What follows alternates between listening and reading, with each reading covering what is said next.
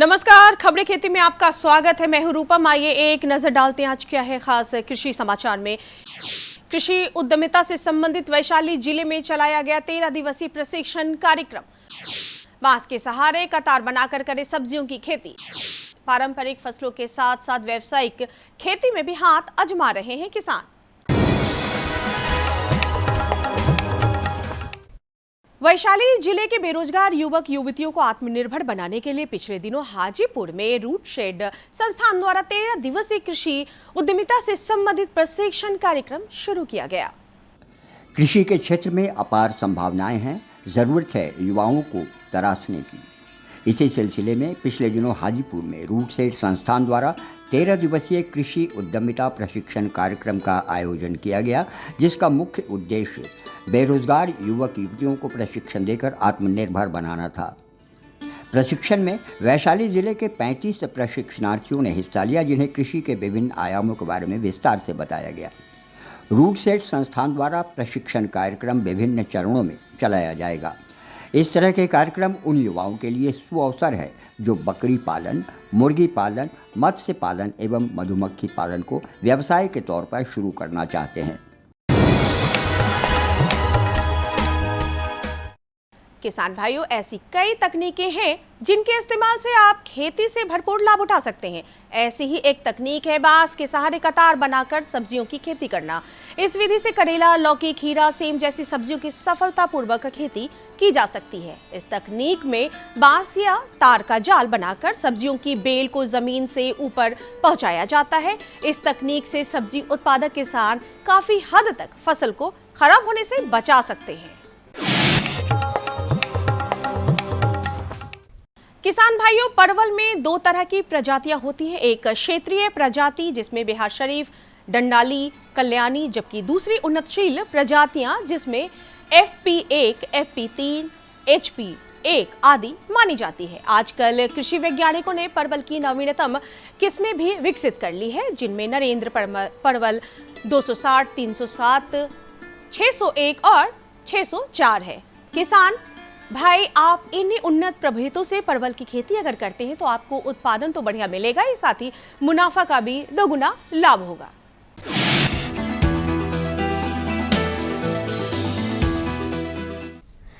उपकरण में आज हम बात करेंगे कंबाइन हार्वेस्टर की। किसान भाइयों, कंबाइन हार्वेस्टर एक उन्नत कृषि यंत्र है जिसकी सहायता से काफी कम समय और काफी कम खर्च में फसल की कटाई, दौनी, फसल के दानों की सफाई एक साथ आसानी से की जा सकती है।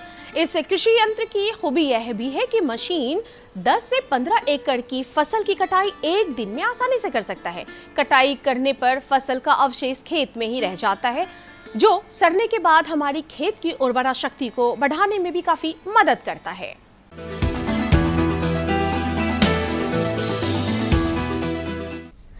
बदलते समय के साथ कुछ किसान बदलाव कर रहे हैं और खास तरीके से खेती कर लाखों रुपए भी कमा रहे हैं। पटना जिले के ऐसे ही किसान हैं राजीव रंजन वर्मा, जो अलग तरीके से खरबूजे की खेती कर दोगुना लाभ ले रहे हैं और अपने आसपास के किसानों के लिए उदाहरण बने हुए हैं। आज के समय में खेती बाड़ी को मुनाफे का सौदा साबित करते हुए कई लोग उदाहरण पेश कर रहे हैं। इनमें से एक है पटना जिले के बिहटा निवासी राजीव रंजन वर्मा। दरअसल वर्तमान में खेतीबाड़ी को एक ऐसा कार्य माना जाता है जिसमें लागत के सापेक्ष मुनाफा कमाया जा सकता है, बशर्ते सही तरीके और तकनीक से खेती की जाए। राजीव ने भी खेती के कार्य में सही तरीका और तकनीक को अपनाया। राजीव 10 एकड़ में खरबूजे की खेती करते हैं। किसान इसको ड्रिप इरिगेशन पर करे तो बहुत ही अच्छा रिजल्ट देता है और खाने में बहुत मीठा होता है। 8-10 दिन तक ये खराब भी नहीं होता है। कितना पूंजी लगी हुई है इसमें? 1 एकड़ में 70,000 की पूंजी लगती है सर, और वही करीब 1.5 लाख के आसपास में सेल हो जाती है। राजीव अपनी दिनचर्या की शुरुआत अपने खेतों को संभालने में करते हैं और अपने खेतों का अच्छी तरह से देखभाल और निगरानी करते हैं। वो बताते हैं कि आज वो इससे अच्छा मुनाफा कमा रहे हैं।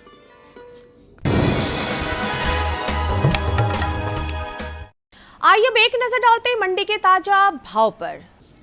मंडी भाव, आइए अब चलते हैं पटना अनाज मंडी और जानते हैं दाल के ताज़ा भाव।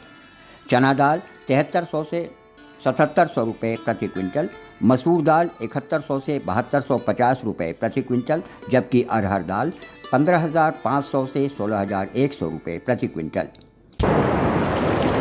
कैसा रहेगा अगले 24 घंटे में राजधानी पटना का तापमान? एक नजर मौसम के मिजाज पर। मौसम विभाग के मुताबिक उत्तर बिहार की ओर पूर्वा हवा का प्रवाह बना हुआ है, जिस वजह से पछुआ हवा दक्षिण बिहार तक ही सिमट के रह गई है। अगले 24 घंटे में राजधानी पटना का अधिकतम तापमान 40 डिग्री सेल्सियस एवं न्यूनतम तापमान 29 डिग्री सेल्सियस तक बने रहने की संभावना है। किसान भाइयों को सलाह दी जाती है कि अभी भिंडी की फसल में माइट कीट की निरंतर निगरानी करते रहें। अधिक कीट पाए जाने पर इथेयान 1.5 से 2 मिलीलीटर प्रति लीटर पानी की दर से छिड़काव करें। मुर्गी पालक किसान भाइयों को मुर्गियों को दिन में 3 बार ठंडा पानी देने की सलाह दी जाती है। इनके पीने के पानी में आप इलेक्ट्रोलाइट या ग्लूकोज भी मिला सकते हैं। नमस्कार किसान भाइयों, अभी आप देख रहे थे कृषि समाचार, जिसके माध्यम से आपने कृषि जगत की नवीनतम जानकारियां हासिल की, साथ ही साथ सफलता की नई कहानी, मंडी भाव और मौसम के विषय में भी जाना। इसी के साथ बढ़ेंगे कार्यक्रम के अगले भाग में। किसान भाइयों, जैसा कि आप जानते हैं कि आम के पेड़ में फलियां लग चुकी हैं। ऐसे में फलियों में कीट व्याधि के प्रकोप से कई समस्याएं उत्पन्न होती हैं। आज हम इन्हीं समस्याओं और इनके समाधान के विषय में विस्तार से जानेंगे हमारे कृषि विशेषज्ञ डॉक्टर पीके द्विवेदी जी से। नमस्कार किसान भाइयों, स्वागत है आप सभी का कृषि दर्शन कार्यक्रम में। किसान भाइयों, आम का मौसम शुरू हो चुका है और उसमें छोटे छोटे फल भी लग गए हैं, लेकिन सबसे जो बड़ी समस्या यह देखने में आ रही है कि फलन के साथ साथ उसमें कीट व्याधि का प्रकोप इतना अभी के समय में बढ़ जा रहा है कि हमारे किसान भाई चिंतित हो जाते हैं कि पता नहीं पैदावार किस ढंग से होगा और उत्पादन पर इसका असर तो पड़ता ही है। तो आज का जो हमारा विषय है इसी से संबंधित है कि आम के फलन में कीट व्याधि का प्रबंधन हम किस तरीके से करें, और इस खास विषय पर जानकारी देने के लिए हमारे साथ मौजूद हैं डॉक्टर पीके द्विवेदी, जो प्रधान वैज्ञानिक हैं कृषि विज्ञान केंद्र आरा में। सर, कृषि दर्शन कार्यक्रम में आपका हार्दिक स्वागत है। नमस्कार सर, आम के फलन में कीट व्याधि का प्रबंधन हमारे किसान भाई किस तरीके से करें? देखिए, अभी जैसे आपने कहा कि आम के पौधे हमारे फल दे चुके हैं, छोटे छोटे फल लगे हैं, तो जो शुरुआती दौर में जो सबसे पहला जो कीड़ा जो दिखाई देता है वो दिखाई देता है हमारा मधुआ। भूरा मधुआ आता है, छोटा छोटा, आम के बागों में बहुत ज़्यादा संख्या में पाया जाता है। अगर भूरा मधुआ आपको दिखाई दे रहा है, जैसे ही आम के बाग में घुसेंगे दिखाई देगा कि बहुत सारे कीड़े आपके शरीर के ऊपर कूद गए अचानक। तो ये जो कीड़े हैं, इनके निदान के लिए हमें साधारण सी दवा आती है जिसको कि हम बोलते हैं इमामेक्टिन बेंजोएट। इसका जो है 0.75 ग्राम इसका प्रति लीटर पानी में घोल बना करके हम छिड़काव कर सकते हैं, या फिर एक दवा आती है इमिडाक्लोप्रिड, इसका 0.5 मिलीलीटर यानी 10 लीटर पानी में 5 मिलीलीटर बना करके इसका छिड़काव कर देंगे तो इन कीड़ों का बहुत आसानी से नियंत्रण हो जाता है। और एक दूसरा कीड़ा है जो कि आम के बागों में बहुतायत से पाया जा रहा है, आम फलने के पहले भी रहता है, आम फलने के बाद भी आता है, बल्कि आम जब पूर्णतः विकसित हो जाते हैं उन पर भी दिखाई देता है, जिसको हम बोलते हैं उजला उजला रंग का रोएदार जो है कीड़ा दिखाई देता है, जिसको हम लोग बोलते हैं मिलीबग। तो कॉटन मिलीबग जो है ये कीड़ा हमारा दिखाई देता है। इसके लिए साइलोहेलोथ्रिन दवा आती है जिसका कि 1 मिलीलीटर प्रति लीटर पानी में घोल बना करके हम छिड़काव करें तो हमारे जो कीड़ों का जो नियंत्रण बहुत अच्छे से हो जाता है।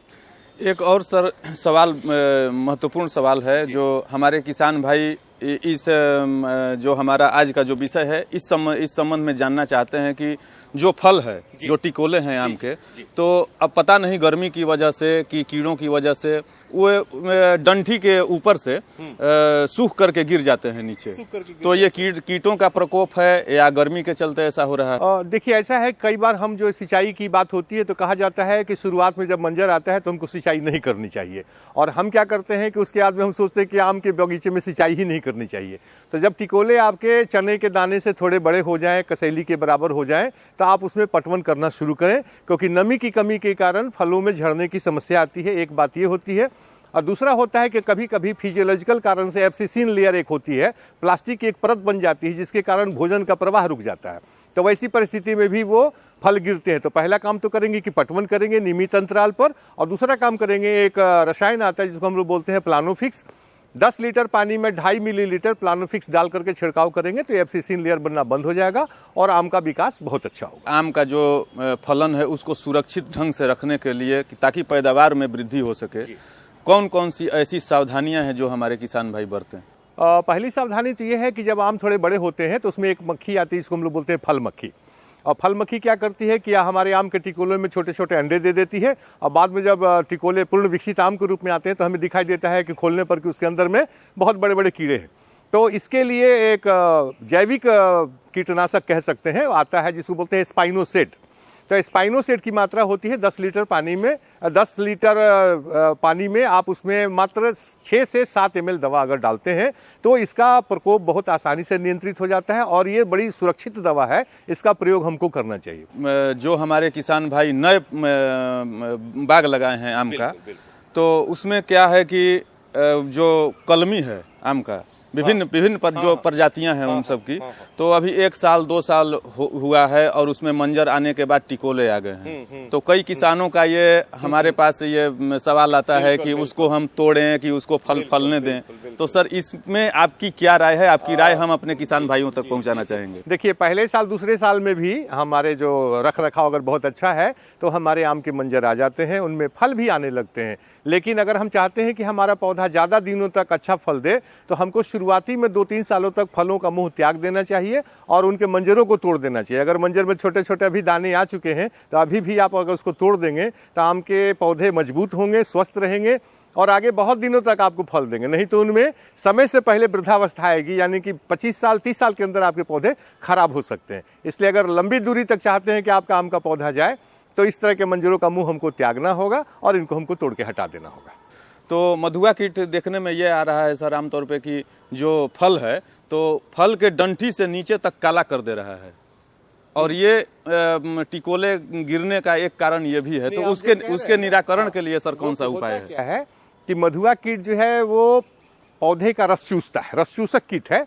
और जब उसका पेट भर जाता है तो उसमें से सॉलिड मटेरियल रह जाता है और जो पानी वाला तरल हिस्सा होता है वो अपने पूंछ के तरफ से पौधे के ऊपर यानी कि फल के ऊपर वो गिरा देता है, और वो जो चिपचिपा पदार्थ है उसी के ऊपर फफूंद आती है, जिसके कारण फल काले होते हैं या मंजर भी काला हो जाता है। तो इसी के लिए मैंने बताया था कि आप कॉपर ऑक्सीक्लोराइड जो दवा है, फफूंदनाशक दवा है और बड़ी सुरक्षित दवा है, इसका अगर 3 ग्राम प्रति लीटर पानी में घोल बना के छिड़काव कर देंगे तो फिर ये जो मधुआ के कारण जो साइड इफेक्ट आ रहा था फलों के ऊपर, फल खराब हो रहे थे, वो हमारे फल खराब नहीं होंगे, वो सुरक्षित रहेंगे। सर, इसके निराकरण के लिए कई हमारे किसान भाई स्प्रे से पानी का छिड़काव भी कर रहे हैं अभी। तो पानी का छिड़काव करने से फफूंद की समस्या का निराकरण नहीं होगा। उसके लिए तो आपको फफूंदनाशक दवा का ही इस्तेमाल करना होगा, और वो इतना चिपचिपा रहता है कि उसको अगर आप पानी से धोना चाहें तो वो पानी से धुल भी नहीं सकता है, वो गोंद की तरह होता है।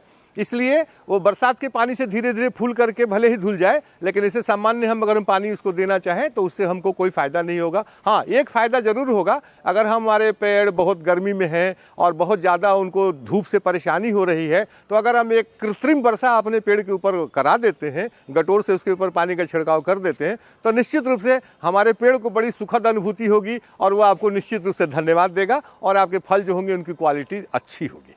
ज़्यादा पैदावार के लिए आपकी जो राय है तो हम अपने किसान भाइयों तक पहुंचाना चाहेंगे कि आम का ज़्यादा पैदावार सुरक्षित ढंग से किस तरह से हो सके। आपकी राय हम सलाह के रूप में अपने किसान भाइयों तक सर पहुंचाना चाहेंगे। अच्छे आय के लिए अच्छे फलन की आवश्यकता है और अच्छे फलन के लिए अच्छे पोषण प्रबंधन की आवश्यकता है।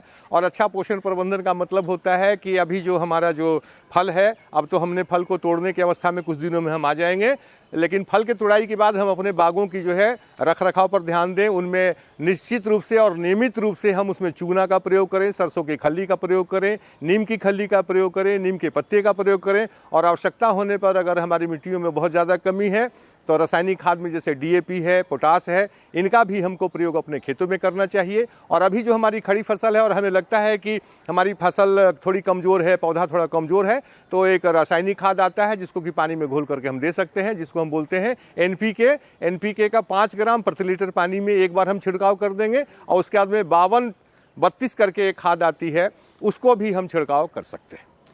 तो देखा किसान भाइयों, जैसा कि अभी डॉक्टर साहब ने विस्तार से बतलाया कि जो ज़रूरी सावधानियां हैं उनको अमल में ला करके, और जो रासायनिक छिड़काव है उससे हट करके जैविक छिड़काव को, जैविक विधि से अगर आप आम के फसल को सुरक्षित रखने का प्रयास कीजिएगा तो हमारे स्वास्थ्य के लिए भी हितकारी होगा और उत्पादन भी बेहतर होगा। इतनी अच्छी जानकारी देने के लिए सर आपका बहुत बहुत धन्यवाद। और किसान भाइयों, मिलते हैं कृषि दर्शन कार्यक्रम के अगले भाग में एक नई जानकारी और एक नए विशेषज्ञ के साथ। तब तक हमें और हमारी पूरी टीम को दीजिए इजाज़त। नमस्कार। नमस्कार। तो किसान भाइयों, अभी आपने आम की फसलों में कीट व्याधि के प्रकोप एवं उनके समाधान के विषय में पूरी जानकारी हासिल की। इसी के साथ बढ़ेंगे कार्यक्रम के अगले भाग में। किसान भाइयों नमस्कार, आप देख रहे हैं कृषि दर्शन और मैं हूं शांति भूषण। किसान भाइयों, निश्चित रूप से हमारे वैज्ञानिकों ने जो आविष्कार किया है उसका लाभ हमें मिल रहा है। खास करके उस परिस्थिति, कई ऐसी परिस्थितियां हैं हमारी खेती बाड़ी में जहां सब कुछ उपलब्ध होने के बावजूद, संसाधन हमारे पास सब कुछ है, इसके बावजूद भी हम परेशान हो जाते हैं। और परेशान तब हो जाते हैं जब मजदूर की कमी से, मजदूर की कमी से हमारे फसल खेतों में पड़े रह जाते हैं। हम सब कुछ से अगर सक्षम हैं तब भी मजदूर नहीं मिल पाता है। हम खेती कर रहे हैं, उसके बाद हमारी फसलें अगर एक बारिश हो गई तो वो बर्बाद हो जाती है। तो वैसे में कृषि यंत्रों का उपयोग जो है हमारे कृषि विभाग और कृषि वैज्ञानिकों ने उसको काफ़ी प्रमोट करने की कोशिश की है। तो आइए आज हम जो अभी ज्वलंत सीजन जिसको कहते हैं, ज्वलंत सीजन है हमारे यहाँ रबी कटाई की, और आप देख रहे हैं कि आम तौर पर कभी न कभी बारिश भी टपक जाया कर रही है। तो जल्दी से हमारा सलाह भी होता है कृषि वैज्ञानिकों का, मौसम विज्ञान विभाग का, कि आप जितनी जल्दी हो अपने फसलों को घर में समेट लें, तो उसमें कृषि यंत्र का उपयोग बेहतरीन हो जाता है। तो रबी कटाई के लिए कौन से आधुनिक कृषि यंत्र, वैसे तो हार्वेस्टर लगभग पॉपुलर हो चुका है, लेकिन कुछ न कुछ खामियां भी हैं। अच्छाई तो है उसमें, कुछ कमी भी है, खास करके छोटे किसानों के लिए है। तो बाकी हम बात करते हैं अपने विशेषज्ञ से। जितेंद्र जी हमारे साथ, जितेंद्र कुमार हैं, जहानाबाद कृषि विज्ञान केंद्र के वैज्ञानिक सह इंजीनियर। सर, आपका हमारे कार्यक्रम में स्वागत है। सर, हम जब कृषि यंत्र की बात करते हैं, खास करके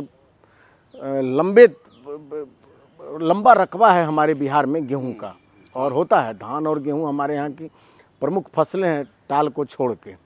तो जब हल्की बारिश भी है, वैसे असमय बारिश तो इधर लगातार हो ही रही है, लेकिन उसमें उस जल्दी से कटाई के लिए बिना लेबर के, बिना मजदूर के कई तरह के यंत्र हैं। उसमें बेहतर यंत्र की सलाह आप कौन से यंत्र को देते हैं जो छोटे किसान भी, मंझले किसान भी, जो सीमांत किसान है वो भी उसका प्रयोग कर सकें? अभी जो रबी सीजन अंत होने को है, हमारे किसान भाइयों का अधिकतम जो है वो रकबा में गेहूं का फसल लगा हुआ है। तो गेहूं की कटाई में ज़्यादा मजदूर भी आवश्यक होता है, समय पर उसको कटनी करना है, मौसम की मार से बचना है। इन सब को ध्यान में रखते हुए गेहूं की कटाई के लिए खासकर हमारे बीच में रीपर मशीन उपलब्ध है। किसान भाइयों को रीपर यंत्र का इस्तेमाल करना चाहिए, जो कि फसल को काट करके और इसको पंक्तियों में गिरा देता है। रीपर यंत्र जो है वो स्वचालित होता है, यानी इसमें खुद का इंजन लगा होता है। 4 से 5 हॉर्स पावर का इंजन लगा होता है और डीजल से चलने वाला ये प्रायः होता है।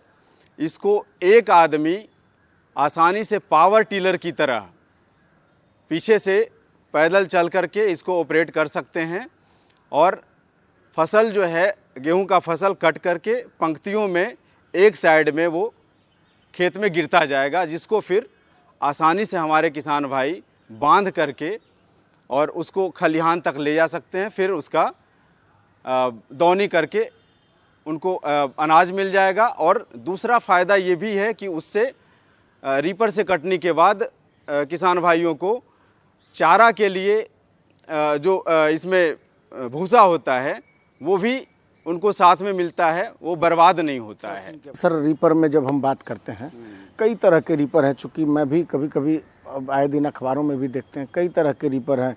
एक स्वचालित रीपर है, ट्रैक्टर चालित रीपर है, एक एक्स्ट्रा रीपर है, कई तरह के रीपर हैं। तो इसमें कौन सा बेहतर प्रयोग में लाया जा सकता है जो सबों के लिए बेहतर हो? इसमें देखिए 3 तरह का रीपर हम कह सकते हैं 3 श्रेणी में इसको बांट सकते हैं। एक तो स्वचालित रीपर होता है, जिसकी चर्चा मैं अभी कर रहा था कि खुद का इंजन उसमें 4 से 5 हॉर्स पावर का लगा होता है। ये केवल फसल को काट करके पंक्तियों में गिराता है। दूसरा है ट्रैक्टर, जिन किसान भाइयों के पास है उनको अलग से इंजन खरीदने का ज़रूरत नहीं है रीपिंग करने के लिए, मतलब फसल काटने के लिए ट्रैक्टर से चलने वाला भी रीपर मशीन आता है। तो वो ट्रैक्टर चालित रीपर खरीदेंगे। ये ट्रैक्टर के आगे में लगता है और ये भी वही काम करता है, यानी कि गेहूं के फसल को काट करके और पंक्तियों में गिराता जाता है। तीसरा हम कह सकते हैं इससे भी एक आधुनिक यंत्र आ गया है जो कि रीपर बाइंडर के रूप में किसान भाई इस्तेमाल कर रहे हैं।